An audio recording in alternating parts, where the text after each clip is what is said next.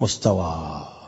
النبي صلى الله عليه وآله كان يجلس مع صحابته ويقول إن ابني هذا يقتل، فمن أدركه منكم فلينصره.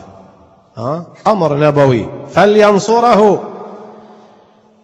لكن هذه الأمة غريب، أفعال هذه الأمة والله غريب. يعني أنت أعجب، وحق لك أن تعجب أن هؤلاء ماذا فعلوا بالحسين. والغريب أن يجعلوا يوم مقتله يوم عيد. يوم 10 من المحرم يوم عيد عند بني أمية لأنهم قتلوا الحسين. رحمة الله على الشيخ عباس القمي يروي رواية في سفينة البحار، رواية عجيبة. يقول كان الزاهد المعروف الفتح بن خرشف، يقول كان هذا عنده عادة كل يوم يفت الخبز للنمل.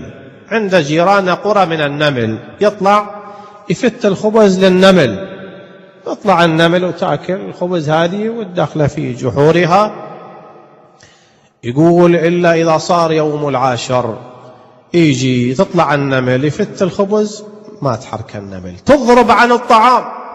شوف، مجموعة من النمل، هذه النمل تضرب عن الطعام يوم 10 من المحرم. يتعجب الفتح، يقول ليش، ما الخبر؟ بعدين يكتشف أن اليوم هو يوم 10 من المحرم. الله، نمل. شوف، وهذه فئة من أمة الإسلام تعلي على المنابر أشهد أن لا إله إلا الله، وتعلن يوم 10 يوم عيد على قتل الحسين وإمامه حسين. لكن هلال المحرم إذا ما هل على أهل بيت النبوة وموضع الرسالة يجلسون في المعزى، يقعدون. الإمام الكاظم تروى الرواية عنه إذا هل المحرم يرى حزينا كئيبا. يدخل عليه أحد أصحابه يقول له ما لي أراك سيدي حزينا كئيبا.